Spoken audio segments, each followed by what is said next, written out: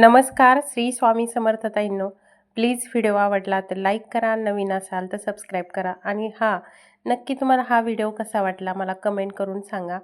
बरं ताईंनो, तुम्हा सगळ्यांना माहिती आहे बीड जिल्ह्यामध्ये थोडासा पावसाचा प्रमाण कमी आहे. त्यात आमच्या गावाकडं तर अजिबात नाही. नाही म्हणलं तरी चालतंय, कारण ढेकळंसुद्धा शेतातले फुटले नाहीत.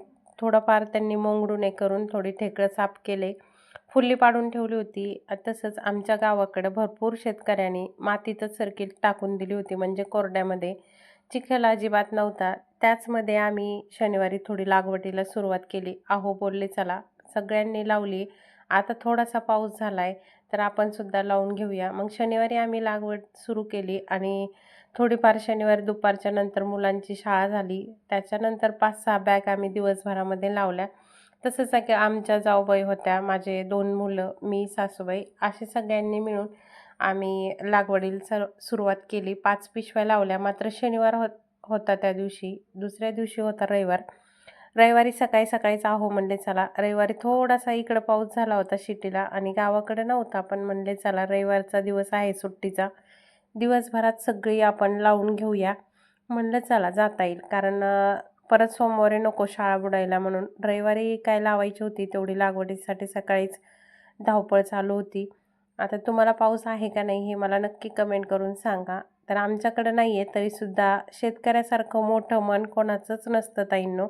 शेतकऱ्याचं मन खूप मोठं असतं. कोणताही विचार न करता काळ्या आईची ओटी भरतात आणि काळी आई पण शेतकऱ्याला दरवर्षी देतच राहते. मात्र ह्या वर्षी पाऊस नाही, ती तरी काय करणार. पावसाचं वातावरण सध्या होत होतं 2-3 दिवस, मात्र आता 2 दिवस झाले कडक ऊन पडतंय. थोडीफार सरकीसुद्धा उगून आली, मात्र मलाच व्हिडिओ टाकायला थोडं लेट झालं. इकडे मी मटकीची भाजी बनवून घेतली. त्याच्यानंतर थोडीशी पनीरची सुद्धा भाजी बनवली, कारण पनीरची भाजी आम्ही सगळे खातो, मात्र सासूबाईला शक्य नाही, कारण त्यांना बनवता येत नाही. त्यामुळं मग 2 भाज्या बनवून घेतल्या. रविवार होता, म्हणलं चला शेतात गेल्यावर मुलांना छान भूक लागती. तर ताईंनो, निघालोय आम्ही सकाळी सकाळी खूप लवकर. आता वाजले होते 8:30 आणि श्री स्वामी समर्थ ताईंनो, आता निघालोय. आता वाजले 8:30. आता गावाकडे पाऊस चालू आहे का काय काय माहिती. इथं तर थोडा थोडा चालू आहे, पण चला आजचा दिवस सगळीच लावून होईल, मोकळे होतो.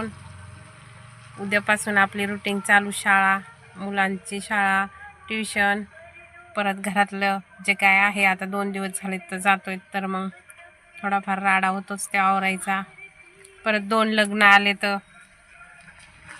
चला भेटूया आता शेतात गेल्यावर. तर राहुलनं थोडंफार सामान घ्यायचं होतं, म्हणून आम्ही इथं सगळे बसलो होतो. तेवढ्यात स्वामींची पालखी चालली.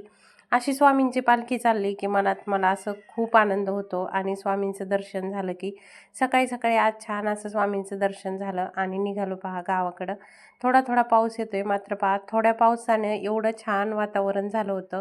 हेच झाडं खूप दिवसापूर्वी सगळे पाला गळालेला होता आणि खूप भक्कास लागत होतं ताईंनो. पण थोडा जरी पाऊस आला ना, झाडं अगदी टव करतात आणि मस्त प्रसन्न वातावरण झालं होतं आमच्या रस्त्यावरचं. आणि गावाकडे जायचं म्हणलं की पोरांनासुद्धा खूप आनंद असतो, कारण आजी, चुलते, जे काही चुलत भावंड आहेत ते सगळे भेटतात त्यांना आणि हसी मजाक चालू असतो. आणि इकडं कसं आहे का, फक्त आणि फक्त घरात राहायचं. आता आहोंनी आम्हाला रोडवरती शेत आहे आमचं, लगेच सोडलं आणि गेले. आता इकडं सुद्धा रात्री थोडासा पाऊस झाला, तुम्ही पहा रोडवर किती ओलं झालेलं आहे. आता आम्हाला वरती जायचं होतं, कारण आम्हा सगळ्यांना खूप वरती शेत आहे, कारण 36 एकरचा नंबर आहे ताईंनो हा. आणि त्याच्यामध्ये 4 भावंडाच्या वाटण्या झालेल्या आहेत. त्याच्यात माझ्या सासऱ्याचं जे काही शेती आहे ती सगळ्यात वरती दिलेली आहे. भरपूर सगळ्यांना रोडच्या कडेला आहे, कोणी मध्ये आहे, कोणी वरती आहे. असं करत करत हे 36 एकरचा नंबर चलत चलत आम्ही वरती आलोत. आता हे सगळं दिसतंय ना रोडच्या कडेचं, ते तिथून जी सुरुवात होती तर थेट आमच्या कडेपर्यंत पहा 36 एकरचा नंबर, म्हणजे आज्या सासऱ्यांनी म्हणा किंवा माझ्या सासऱ्यांनी काहीतरी आत घेतलेला आहे तो. आणि एवढा सुंदर सगळ्यांनी आपली आपली शेती व्यवस्थित स्वच्छ करून ठेवलेल्या आहेत वावरं. कुणी लागवड केल्यात, कोणाच्या राहिल्यात.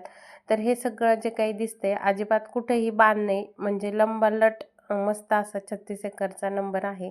त्यात 4 जण आहेत आणि चौघांना काय वाटायला येत असेल ती.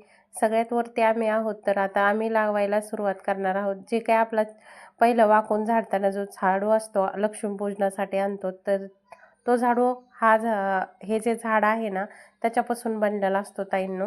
तर इकडं पहा, आता आम्ही थोडंसं लावून घेतली पिशव्या, 4 पिशव्या लावल्या आणि त्याच्यानंतर जेवणं केले.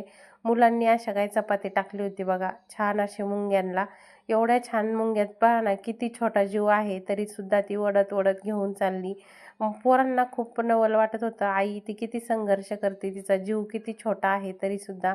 आपल्याला सुद्धा ताईंनो काही गोष्टीसाठी संघर्षच करावा लागतो. संघर्ष केला तर नक्कीच आपण यशाच्या शिखरावरती पोहोचतो आणि तसा संघर्ष करायचे. सध्या शेतीकडं बायका भेटल्या असत्या खूप साऱ्या. अहोसुद्धा म्हणत होते की मी येण्यासारखी जो काही गाडा का काहीतरी मशीन निघाली बघा त्यांनी लावून घेतो, तुम्ही काही येऊ नका. पण मी म्हणलं नाही, त्यांनी जर व्यवस्थित नाही उगली तर नको, आम्ही येऊ 2 दिवस. त्यामुळं आपल्या जीवनामध्ये आपणच स्वतः संघर्ष करायचा आणि त्या मशीननी काही एवढी व्यवस्थित सारखी उगलीच नसती ताईंनो. त्यामुळं आम्ही स्वतः एकसारखी हाताने लावली. आता संध्याकाळी घरी आलोत. कोण म्हणणार आहे पहा मी दिवसभर शेतात काम केलंय. आज होती माझ्या मावशीच्या पुतणीची हळद. छान अशी तयार झाली सिंपल. आता तुम्हाला सगळ्यांना माहिती आहे माझ्या भाषीने ही साडी मला घेतली होती धोंड्याच्या महिन्यात, कारण त्यांच्या आईला आणि मला. मग तीच वेअर केली. छान असं बोटनेकचं ब्लाऊज शिवून घेतले ताईंनो आणि हळदीला निघायचं तर असं काही वातावरण झालं होतं. खूप भयानक वातावरण झालं होतं, कारण पाऊस यायचा आकार होता. पण असं म्हणलं की स्वामी प्लीज नको, कारण कोणाच्या मुलीचं छान असं आनंदात कार्यक्रम पार पडावा असं मला वाटत होतं. आणि पहा ना, इतकं आभाळ आलं होतं, एक थेंबसुद्धा नाही आला. बरं झालं, कारण त्यांच्या आईवडिलांनी तिच्या आईवडिलांनी सुद्धा खूप स्वप्न पाहिलेले असतील मुलीचं लग्नाचे, हे असं पाहिजे तसं पाहिजे. आणि ओपनला हळद छान वाटते, म्हणजे असं ओपन पेजमध्ये.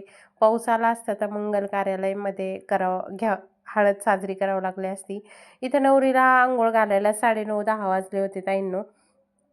भरपूर वेळ थांबली मी तिथं, पण काय त्यांचं पटपट आवरतच नव्हतं. आता इथून नंतर 10 वाजल्याच्या नंतर नवरीचं मेकअप होणार होतं आणि त्याच्यानंतर तुम्हाला सांगते ताईंनो हळद होणार होती. त्यामुळं मी काय केलं, थोडा वेळ थांबले.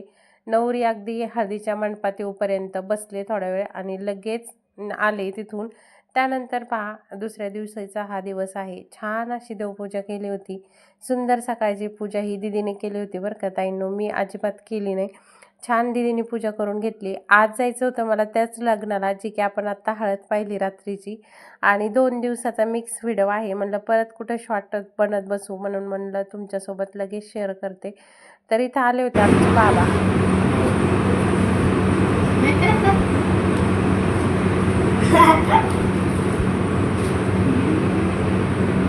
आणि ते स्लॅग हे कोण घेऊन आले स्लॅग?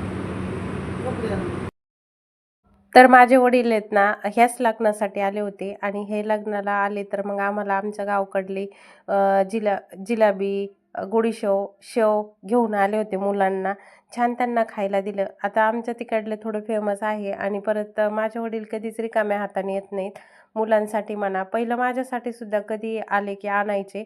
आणि आईच्या काळजीपोटी पहा त्यांनी त्यांचा ड्रेस आहे ना स्लॅकमध्ये घालून आणला होता आणि दुसरा इथं आल्यावर ते ड्रेस बदलणार होते, कारण वाटाने चिडचिड झाली होती. म्हणले उगं खराब होईल.